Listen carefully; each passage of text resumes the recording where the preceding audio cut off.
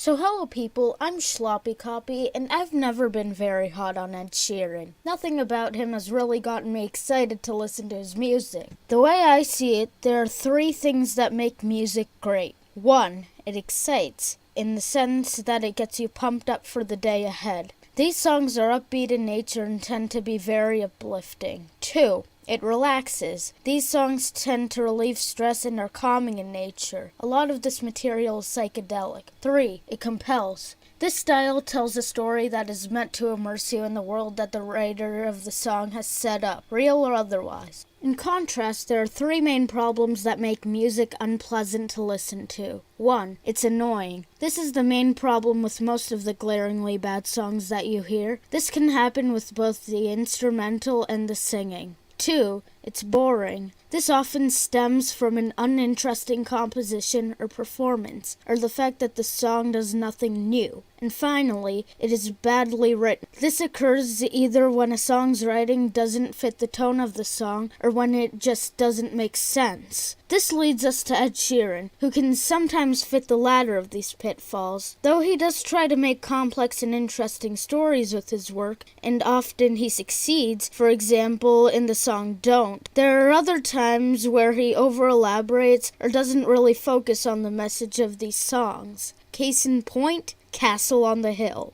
Let's start with the production because it's probably the least frustrating part of the song. It starts off with a nice light guitar riff where we encounter my big gripe with the instrumental. The bass drum seems to overpower the rest of the beat. It denies the guitar the texture that it really needs to make the song that much more satisfying to listen to. Other than that, there's a recurring bass line that synergizes with the bass drum and any other additional instrument that the producer chose to accompany them. One last thing I have to say is that the multi-tracking on the choruses was fantastic and made the listening experience much more enjoyable for me. Overall, the minimalistic nature of the production does make this song pleasant to listen to, but it doesn't add much more than that. Moving on to the lyrics, they tend to be very hit and miss for me. The way the song starts off is pretty ridiculous as Ed Sheeran romanticizes breaking his leg because he tasted the sweet perfume of the mountain grass he rolled in. At least the chorus is well written, selling the idea of the nostalgia and going back to your hometown. After that, we have a tale of Ed Sheeran getting drunk with his friends, and this I feel dragged on for far too long, as he could have finished the idea in a couple of lines, rather than allowing it to continue to the pre-chorus. This clunky writing makes me know his hometown less, and therefore I don't connect to the song as much as he wants me to. He wraps all this up with telling us where all his friends are now, and quite frankly, I don't care. In the end, while it does have its nice moments, the lyrics just feel too disjointed for me to care. Finally, there's the vocal delivery,